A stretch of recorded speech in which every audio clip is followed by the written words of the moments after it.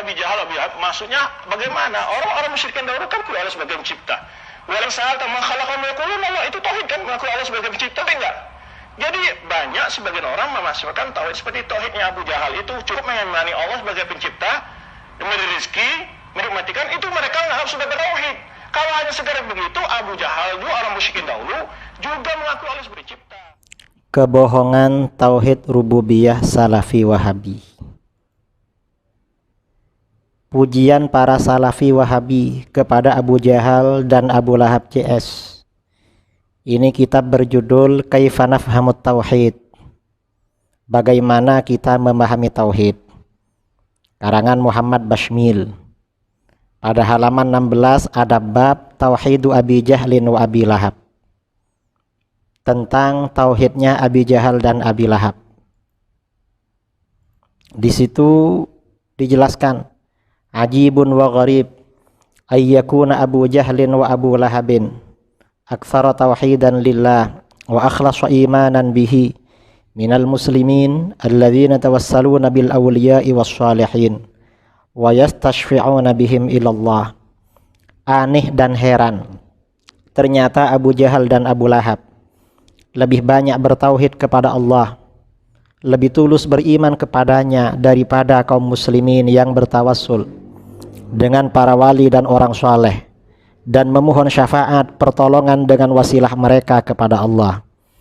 Abu Jahal dan Abu Lahab ternyata lebih banyak bertauhid dan lebih tulus beriman daripada mereka yang mengucapkan la ilaha illallah Muhammadur Rasulullah. Kesimpulannya apa?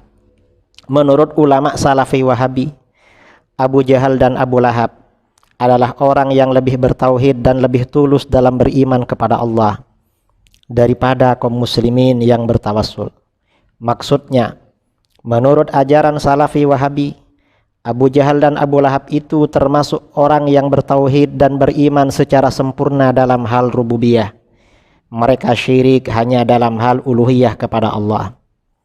Pertanyaannya, benarkah Abu Jahal dan Abu Lahab itu beriman dan bertauhid rububiyah secara sempurna? Pada episode sebelumnya telah diuraikan dengan gamblang dan panjang bahwa orang-orang musyrik itu tidak pernah beriman dan bertauhid rububiyah berdasarkan dalil-dalil Al-Quran dan hadis.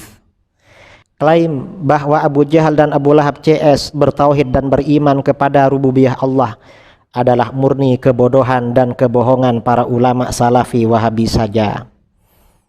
Berikut ini akan disampaikan lagi data-data yang menjelaskan bahwa Abu Jahal dan Abu Lahab CS adalah orang-orang yang tenggelam dalam lumpur kesyirikan rububiyah dan uluhiyah. Keyakinan orang-orang musyrik tentang berhala. Dalam kitab Sunanud Darimi diriwayatkan dari Imam Mujahid,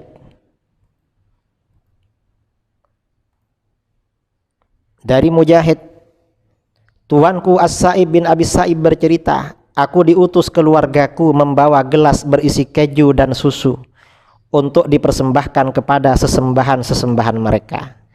Keluargaku melarangku untuk memakan keju itu karena takut pada sesembahan itu. Lalu datanglah seekor anjing memakan keju dan meminum susunya, kemudian mengencingi berhala itu, yaitu berhala Isaf dan Nailah. Nah, ini artinya apa? Dalam hadis ini diterangkan keluarganya As-Sa'ib melarangnya memakan keju yang dipersembahkan kepada berhala. Mengapa? Karena takut kualat dari berhala itu. Artinya apa? Orang-orang musyrik meyakini bahwa berhala mendatangkan manfaat dan mendatangkan madarat bagi mereka. Ini artinya apa? Orang musyrik itu syirik secara rububiyah, tidak bertauhid secara rububiyah. Orang-orang musyrik memaki Allah Subhanahu wa taala. Allah Subhanahu wa taala berfirman, "Wala tasubbul ladzina yad'una min dunillahi fayasubbullaha adawan bighairi ilm." Dan janganlah kamu memaki sesembahan yang mereka sembah selain Allah, karena mereka nanti akan memaki Allah dengan melampaui batas dan tanpa dasar pengetahuan. Al-An'am ayat 108. Maksud dari ayat tersebut, Ibnu Abbas menafsirkan, qalu ya Muhammad latantahiyanna an sabbi alihatina aw lanahjuwanna rabbak fanahahumullah ayyasubbu awthanahum fayasubbullah adwan bighairi ilm. Orang-orang musyrik berkata, hai Muhammad, hentikanlah kamu memaki sesembahan-sesembahan kami, atau kami nanti akan memaki Tuhanmu. Maka Allah melarang kaum muslimin memaki berhala-berhala orang-orang musyrik, karena nanti akibatnya orang-orang musyrik akan memaki Allah dengan melampaui batas dan tanpa dasar ilmu pengetahuan. Riwayat Imam Ibnu Jarir At-Tabari dalam tafsirnya. Apakah orang yang memaki Allah itu dikatakan tulus dalam beriman dan bertauhid rububiyah seperti dalam ayat di atas? Tentu itu karena mereka tidak tulus beriman dan tidak bertauhid rububiyah. Orang-orang musyrik juga membenci nama Allah Subhanahu wa taala. Wa idza dzakarta rabbaka fil qur'ani wahdahu wallaw ala adbarihim nufura. Dan apabila engkau menyebut Tuhanmu saja dalam Al-Qur'an, mereka berpaling ke belakang melarikan diri karena benci. Al-Isra ayat 46. Dalam ayat lain Allah berfirman, wa idza dzukirallahu wahdahu shma'azzat qulubul ladzina la yu'minuna bil akhirah wa idza dzukiral ladzina min dunihi idza hum yastabshirun. Dan apabila yang disebut hanya nama Allah, kesal sekali hati orang-orang yang tidak beriman kepada akhirat. Namun apabila nama-nama sesembahan selain Allah yang disebut, tiba-tiba mereka menjadi bergembira. Kedua ayat di atas memberikan pesan bahwa orang-orang musyrik tidak senang dengan nama Allah. Mereka senang kepada nama-nama berhala sesembahan mereka. Apakah orang yang benci dan kesal mendengar nama Allah ketika disebut dianggap orang yang tulus dalam beriman dan bertauhid rububiyah? Tentu mereka bukan orang yang beriman dan bertauhid rububiyah. Orang musyrik juga meyakini bahwa Allah tidak mampu membangkitkan lagi manusia pada hari kiamat. Wa daraba lana mathalan wa nasiya khalqah. Qala man yuhyil 'idhama wa hiya ramim. Qul yuhyiha alladhi ansha'aha awwala marratin wa huwa bikulli khalqin 'alim. Dan dia membuat perumpamaan bagi kami dan melupakan asal kejadiannya. Dia berkata, siapakah yang dapat menghidupkan tulang belulang yang telah hancur luluh?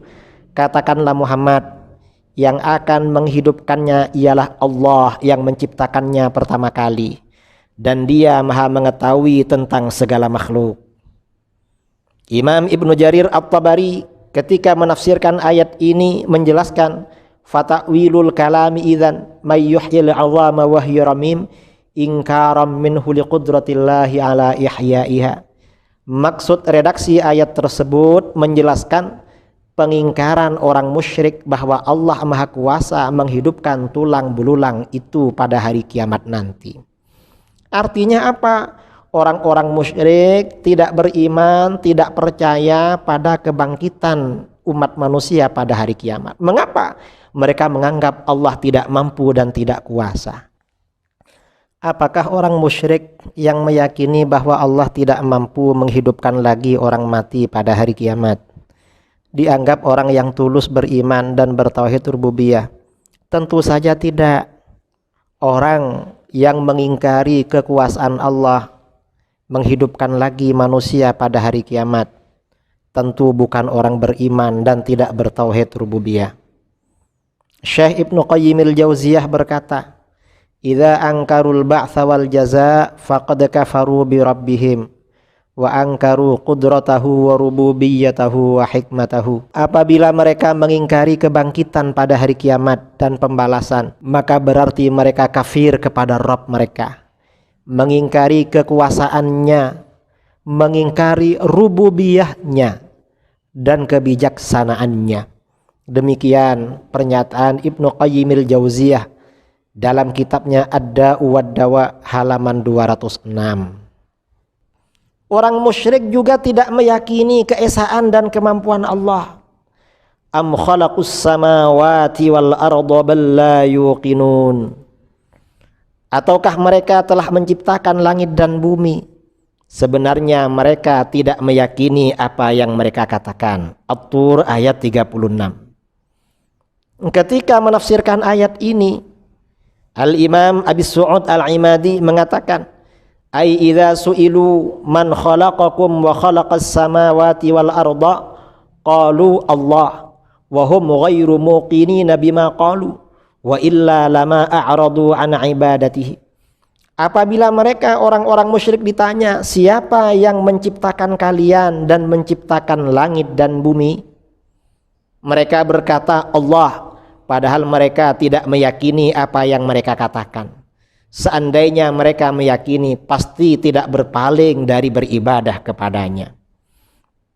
Penafsiran yang sama juga dikemukakan oleh Imam Ibnul Jauzi. Qauluhu ta'ala bal la yuqinun bil haqq wa huwa tauhidullah wa qudratuhu 'alal ba'thi. Sebenarnya orang-orang musyrik tidak meyakini kebenaran, yaitu keesaan Allah dan kekuasaannya membangkitkan manusia dari alam kubur pada hari kiamat nanti. Ini disebutkan oleh beliau dalam tafsirnya Zadul Masir juz 5 halaman 434. Nah, kesimpulan dari paparan di atas, uraian di atas menyampaikan kesimpulan bahwa Abu Jahal, Abu Lahab dan orang-orang musyrik telah tenggelam dalam lumpur syirik rububiyah, mempercayai bahwa berhala mendatangkan manfaat dan madarat, memaki Allah, kesal dan benci pada nama Allah ketika disebutkan sendirian, meyakini bahwa Allah tidak mampu membangkitkan manusia pada hari kiamat, dan meragukan keesaan Allah. Sedangkan gambaran orang-orang Salafi Wahabi bahwa orang-orang musyrik seperti Abu Jahal dan Abu Lahab CS adalah orang-orang yang lebih bertauhid dan lebih tulus beriman dalam hal rububiyah adalah kesalahan, kebodohan, dan kebohongan. Di satu sisi, kaum Salafi Wahabi memuji dan menganggap bersih orang-orang musyrik dari syirik rububiyah. Tetapi di sisi lain, kaum Salafi Wahabi kecanduan meremehkan, menilai sesat, membid'ahkan, dan mengkafirkan kaum muslimin. Karena itu saudara-saudara, kita harus waspada dan hati-hati dengan ustadz-ustadz Salafi Wahabi. Mengapa? Mereka menyebarkan ajaran-ajaran bohong yang dikemas dalam apa yang namanya tauhid rububiyah dan uluhiyah. Dalam tauhid rububiyah dan uluhiyah itu, mereka menganggap bersih orang-orang musyrik seperti Abu Jahal dan Abu Lahab, bersih dari syirik rububiyah. Tetapi di sisi lain, mereka mudah menyesatkan, mereka kecanduan membid'ahkan, mensyirikkan, dan mengkafirkan kaum muslimin. Karena itu saudara-saudara, kita harus berhati-hati dengan ustadz-ustadz Salafi Wahabi. Jaga anak-anak kita, jangan sampai terpengaruh dengan kebohongan dan kebodohan mereka.